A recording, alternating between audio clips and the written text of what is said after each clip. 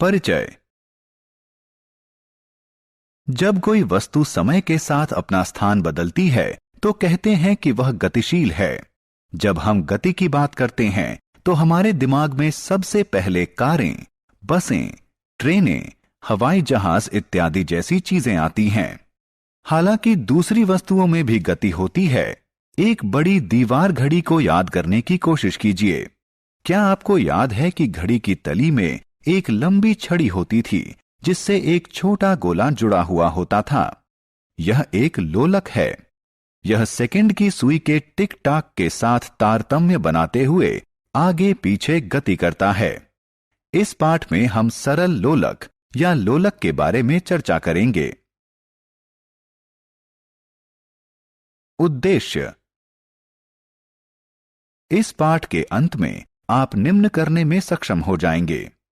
सरल लोलक को परिभाषित करना, आवर्ती या दोलन गति और सरल लोलक के आवर्त काल को परिभाषित करना, एक समान और असमान गति के बीच विभेद करना, दूरी समय ग्राफ बनाना।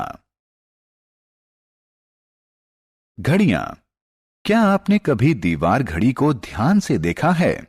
एक साधारण दीवार घड़ी या कलाई घड़ी में एक वृत्ताकार डायल होता है जिसमें 3 सुइयां होती हैं। वृत्ताकार डायल 12 बराबर भागों में बटा होता है और प्रत्येक भाग 5 मिनट का प्रतिनिधित्व करता है। डायल को ध्यान से देखने पर आपको पता चलेगा कि डायल में 60 छोटे भाग भी हैं।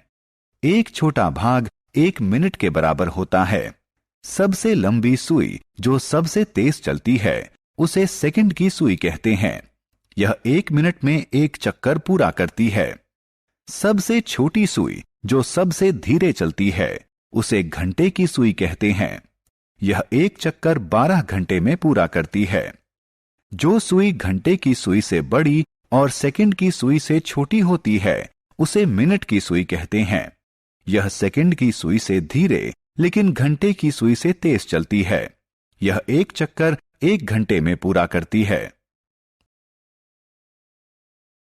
सरल लोलक। सरल लोलक में धातु के एक छोटे गोले को धागे से बांधकर लटकाया जाता है। धातु के गोले को लोलक का गोलक कहते हैं। धागा जिससे गोलक बंधा होता है वह नीचे की तरफ से खुला होता है और ऊपर के सिरे पर एक स्टैंड से बंधा होता है। जब लोलक गति नहीं कर रहा होता तो कहते हैं कि यह विराम अवस्था में है। विराम अवस्था की स्थिति को लोलक की माध्य स्थिति या साम्य स्थिति भी कहते हैं। आत्ममूल्यांकन। छात्रों, आइए जल्दी से जांच लें कि आपने क्या सीखा है। सही विकल्प चुनकर संबंधित बॉक्स में लगाएं।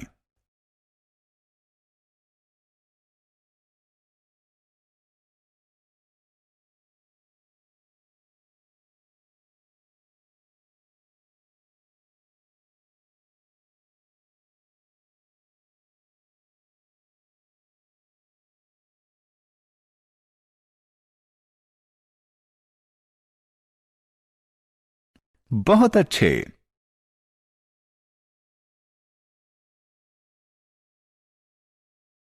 सरल लोलक की गति। मान लीजिए कि किसी सरल लोलक का गोलक साम्य स्थिति में है। यदि हम इसे किसी एक तरफ बाएं या दाएं ले जाकर छोड़ दें तो यह इधर उधर गति करने लगता है।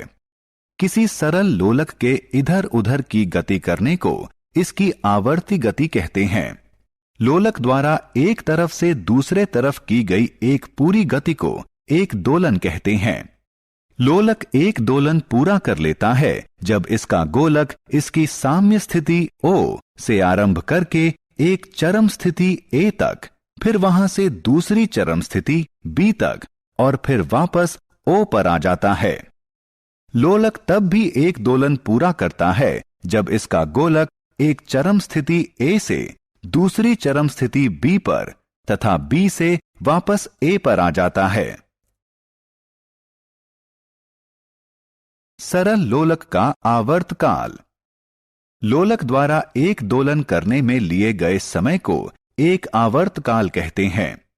आप इसकी गणना इस साधारण अभ्यास द्वारा कर सकते हैं। एक सरल लोलक लीजिए, इसे विराम अवस्था में आने दीजिए। साम्य स्थिति को O के रूप में चिन्हित कीजिए।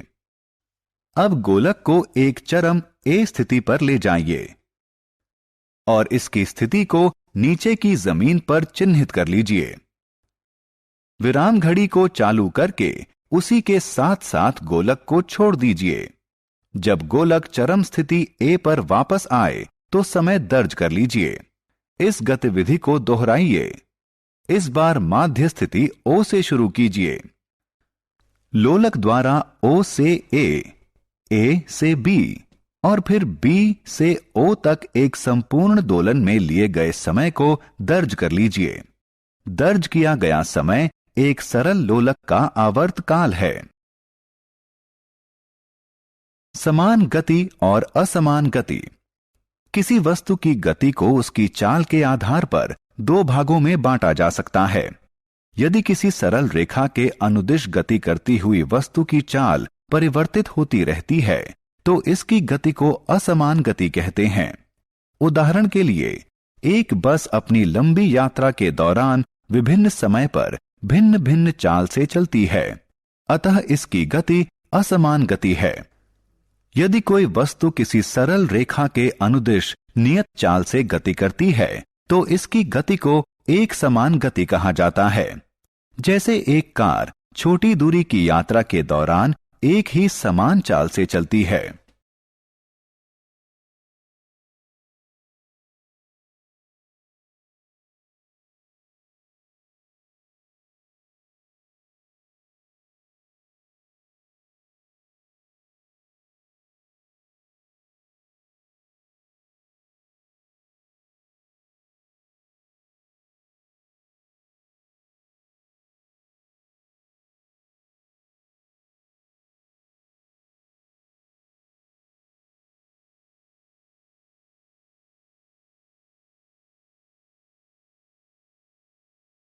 बहुत अच्छे।